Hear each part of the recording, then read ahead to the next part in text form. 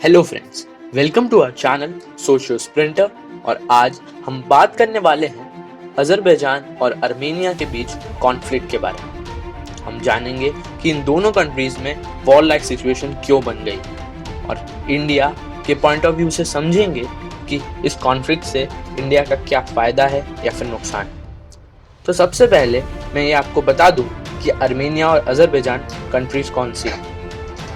तो जब Soviet union dissolve हुआ था तब अजरबैजान और आर्मेनिया दो इंडिपेंडेंट स्टेट्स बने और इन दोनों कंट्रीज के बीच में सोवियत यूनियन के समय से ही कॉन्फ्लिक्ट चला आ रहा है और इस कॉन्फ्लिक्ट का कारण है नगोर्नो काराबाख का डिस्प्यूटेड रीजन। असल में सोवियत यूनियन के समय भी इस रीजन को डायरेक्ट मॉस्को से कंट्रोल किया जाता है क्योंकि इन दोनों कंट्रीज के बीच में लगातार कॉन्फ्लिक्ट्स चलते रहे। लेकिन जब सोवियत यूनियन टूटा तो उसने इस रीजन को अजरबैजान को दिया। तो इसके ऊपर वहाँ की जो 1.5 लाख की पॉपुलेशन है उसने प्रोटेस्ट किया क्योंकि वहाँ की जो पॉपुलेशन है वो मेनली एथनिक आर्मेनियंस है। इसको आप बिल्कुल जम्मू और कश्मीर से रिलेट कर सकते हैं। इसके बाद वहाँ के लोगों को पूरा सपोर्ट मिला आर्मेनिया से। इसके बाद 1992 से एक फुल स्केल वॉर चालू कर दी आर्मेनिया ने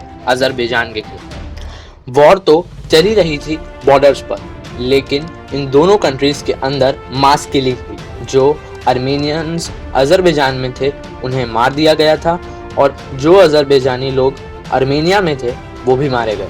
इसके बाद रशिया ने एक मीडिएटर बनकर इन दोनों कंट्रीज के बीच में कॉन्फ्लिक्ट को रोका। अब ये जो नगोर्नो काराबाख का डिस्प्यूटेड रीजन है वो इंटरनेशनल कम्युनिटी के हिसाब से अजरबैजान का है, लेकिन उस वॉर के बाद वहाँ का लगभग पूरा कंट्रोल आर्मेनिया के पास ही है।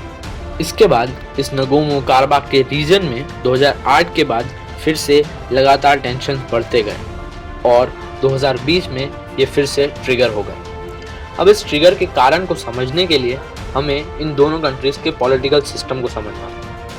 तो बात करें अजरबैजान की तो कहने को तो यहाँ डेमोक्रेसी है, लेकिन असल में यहाँ मोनार्की चली आ रही है। 1993 में हैदर अलीये वहाँ के प्रेसिडेंट बने थे और इसके बाद 2003 में उनके बेटे इल्हाम अलीये बने थे वहाँ के प्रेसिडेंट, जो कि आज तक वहाँ के प्रेसिडेंट हैं। और उन्होंने हर इलेक्शन को 80% से भी ज़्यादा वोट शेयर से इलेक्शंस को जीता है। तो अब आप खुद समझ सकते होंगे कि यहाँ कोई ऑपोजिशन नहीं है। अभी तो इल्हाम अलीये ने एक ऐसा ऑर्डर पास कर दिया है जिसके तहत अब जो वहाँ का प्रेसिडेंट बनने के लिए 35 इयर्स मिनिमम एज होती थी, अब उसे घटाकर 18 इयर्स कर दिया गया है। एक्सपर्ट्स का ये मानना है कि उन्होंने ऐसा इसलिए करा है क्योंकि वो चाहते हैं कि उनका बेटा उनका नेक्स्ट सक्सेसर बने। अजरबैजान की अभी की हालत समझे तो इनकी इकोनॉमिक कंडीशन अभी बहुत ज़्यादा खराब है और ऐसा इसलिए है क्योंकि ये कंट्री पूरी तरह डिपेंडेंट है ऑयल और गैस पर। और जैसा कि हम जानते हैं कि पिछले साल ऑयल प्राइसेस बहुत ज़्यादा घट गए थे और इसके बाद आई कोविड-19 की क्राइसिस के कारण भी अजरबैजान की हालत बहुत ज़्यादा ख़राब हुई है। अब क्योंकि अजरबैजान को फुल सपोर्ट है टर्की का, इसके लिए उन्होंने इस जंग को छेड़ दिया।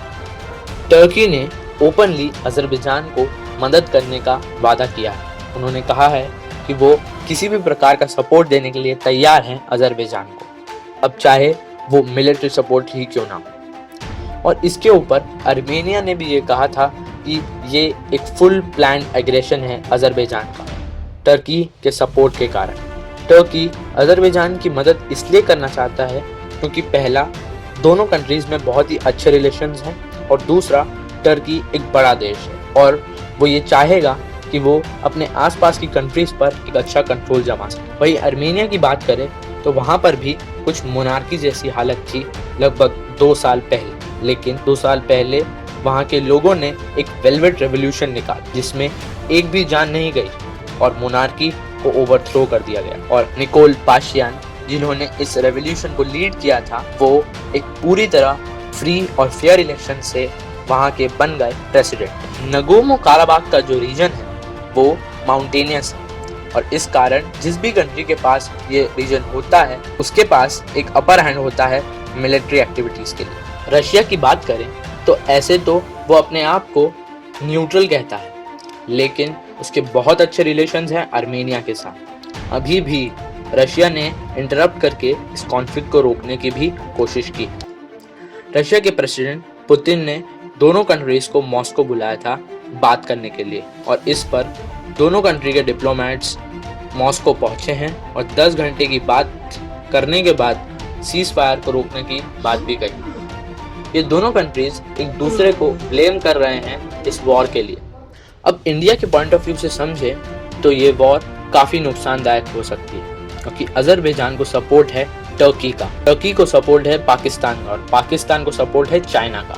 तो ये एक छोटी सी वॉर कहीं वर्ल्ड वॉर में ना बदल जाए, और हमारी ये इच्छा होगी कि ये वॉर जल्द से जल्द ख़त्म हो जाए और इन दोनों कंट्रीज़ के बीच में सुलह हो जाए। तो जैसा कि हम जानते हैं कि ये दोनों कंट्रीज़ ऑयल और गैस, जिससे पेट्रोल डीजल जैसी चीज़ें बनती हैं, और इसके कारण अगर इन दोनों कंट्रीज़ में वॉर हुई तो ये बिल्कुल पॉसिबल है कि ऑयल और पेट्रोल के रेट बहुत ज़्यादा बढ़ जाए। तो अगर आपको हमारा वीडियो इन्फॉर्मेटिव लगा हो तो प्लीज़ इसे लाइक कीजिए, शेयर कीजिए और कमेंट भी कीजिए, और ऐसे ही इन्फॉर्मेटिव वीडियोस को देखते रहने के लिए हमारे चैनल को सब्सक्राइब करना ना भूलें। Thank you for watching our video. मिलते हैं हमारे नेक्स्ट वीडियो में।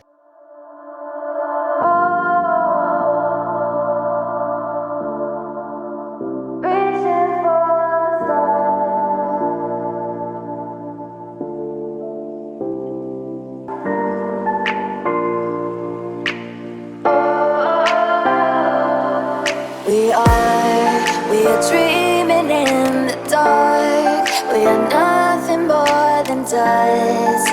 Search but you